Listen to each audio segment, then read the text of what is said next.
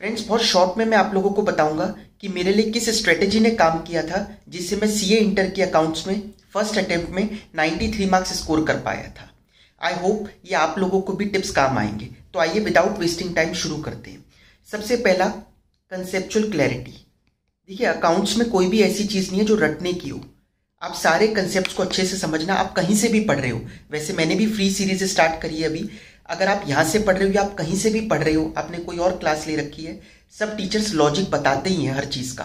ठीक है, तो जो भी लॉजिक है पहले उसको समझो। टाइम ज़रूर लगेगा, लेकिन जब आप लॉजिक समझ लोगे, देखिए पेपर में कई बार हो सकता है कि क्वेश्चन घुमाकर पूछा हुआ है, कोई चीज़ थोड़ी सी घुमा दी, तो आप क्रैक कर पाओगे अगर आपको कंसेप्ट पता है तो। ठीक है, कंसेप्ट से बाहर कुछ नहीं आएगा। बुक से बाहर आ सकता है, कंसेप्ट से बाहर नहीं आएगा। तो सबसे पहली चीज आपको क्या करनी है, कंसेप्चुअल क्लैरिटी। ठीक है, टाइम जरूर लगे इसमें, लेकिन ये जरूर करना। दूसरी चीज क्या है, रिटन प्रैक्टिस। देखिए, रिटन प्रैक्टिस बहुत जरूरी है। आजकल ज्यादातर लोग क्या करते हैं कि अगर ट्रेवल कर रहे हैं तो वीडियो देख रहे होते हैं क्लास की। देखिए ठीक है, ये टाइम यूटिलाइज करने का अच्छा तरीका है, आप उस टाइम कर सकते हो, लेकिन जनरली तो आप क्या करो, जब अगर कोई क्लास देख रहे हो तो साथ में अपना रजिस्टर जरूर लेकर बैठो, साथ साथ खुद भी सॉल्व करते रहो उस क्वेश्चन को। या अगर आपको आता है, वो कंसेप्ट आपको ऑलरेडी पता है, तो वीडियो को पॉज कर दो, आप खुद पहले सॉल्व करके देखो। फिर देखो कि अगर कहीं दिक्कत आ रही है, तब उस वीडियो में देखो कि क्या समझाया हुआ है टीचर ने। ठीक है, तो रिटन प्रैक्टिस बहुत जरूरी है अकाउंट्स में। केवल वीडियो देखकर, मैराथन क्लासेस देखकर इससे कुछ नहीं होने वाला। आपको साथ साथ रिटन प्रैक्टिस बहुत ज्यादा करनी पड़ेगी। समझ में आ गई बात? ठीक है, नेक्स्ट चीज देखिए, प्रेजेंटेशन। देखिए, पेपर में मार्क्स हमारे को अपनी प्रेजेंटेशन के मिलते हैं, नॉलेज के नहीं मिलते। हो सकता है आपको सारे अकाउंटिंग स्टैंडर्ड्स आते हो, सारे कंसेप्ट पता हो, लेकिन अगर आप पेपर में आंसर को ढंग से प्रेजेंट ही नहीं कर पाए, आपने जैसे अगर आपसे दो चीजें, अगर हम फाइनेंशियल स्टेटमेंट की बात करें, आपसे P and L, balance sheet और नोट्स टू अकाउंट्स पूछे, आप पी एंड एल बना रहे हो, बीच में अपने वर्किंग नोट घुसा दिया आपने, फिर आप बैलेंस शीट बना रहे हो, फिर वर्किंग नोट आ गए। ठीक है, प्रेजेंटेशन नहीं है।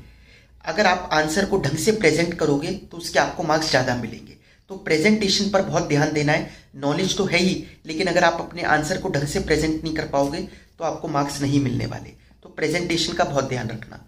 ठीक है, ये अगर कई बार ऐसे क्वेश्चन आते हैं जिसमें आपको अकाउंटिंग स्टैंडर्ड के बारे में पूछा जाता है लेकिन नंबर नहीं दे रखा, तो अकाउंटिंग स्टैंडर्ड का नंबर आपको जरूर मेंशन करना है।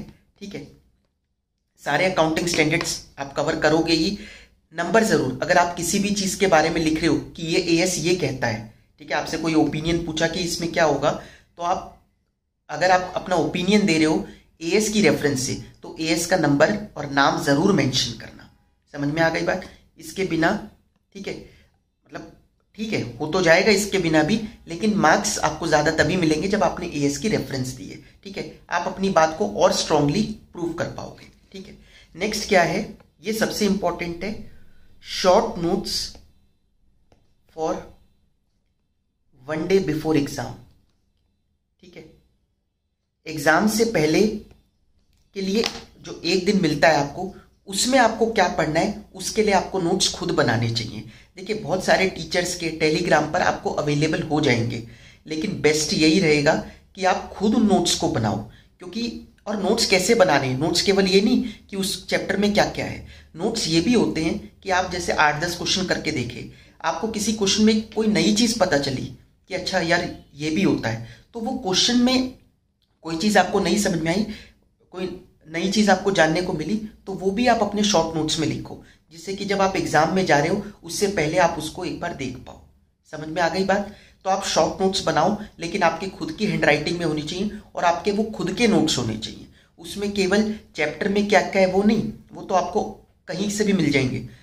आपको वो नोट्स बनाने हैं चैप्टर में क्या क्या, प्लस साथ में आपको कहाँ कहाँ दिक्कत आ रही है क्वेश्चन को सॉल्व करने में। ठीक है, क्या क्या क्वेश्चन में आपको नई चीज पता चल रही है, वो सब आप अपने नोट्स में लिखते रहो। तो शॉर्ट नोट्स बनाओ। आप सारी चीजें कवर नहीं कर सकते, ठीक है, केवल शॉर्ट नोट्स ही कवर कर सकते हो एक दिन जो मिलता है आपको एग्जाम से पहले। ठीक है, नेक्स्ट चीज आपको क्या ध्यान रखनी है, आईसीआई का जो मटेरियल है, ठीक है, आईसीआई का मटेरियल सबसे ऊपर तो उसमें स्टडी मटेरियल आता ही है, study material, RTP, MTP and previous year questions. ठीक है, आप यही लगाओगे, मोर देन सफिशिएंट है। इससे ज़्यादा आपको कहीं जाने की ज़रूरत नहीं है, कोई एक्स्ट्रा क्वेश्चन करने की ज़रूरत नहीं है। RTP, MTP, स्टडी मटेरियल और जो प्रीवियस ईयर क्वेश्चंस आए हैं। देखिए, जैसे हम भी क्लासेस में अभी जो हमने फ्री क्लासेस स्टार्ट किए, इसमें सारे कंसेप्ट कवर कर रहे हैं, साथ साथ सारे क्वेश्चंस जो रेलेवेंट है। अगर RTP का कोई अच्छा क्वेश्चन है, MTP का कोई अच्छा क्वेश्चन है, तो वो सब उसमें कवर करके चल रहे हैं। ठीक है, तो वो सब टीचर्स करते ही हैं कवर। आप किसी के भी करो तो आपको कोई बहुत ज़्यादा क्वेश्चन बैंक, ये बैंक, इधर उधर जाने की ज़रूरत नहीं है। केवल ICAI का मटेरियल कवर कर लिया, वो बहुत है। आई होप ये आपको छोटे छोटे टिप्स काम आए होंगे। ठीक है, अगर कोई भी दिक्कत आती है तो आप मुझसे फिर पूछ सकते हो। Thank you so much.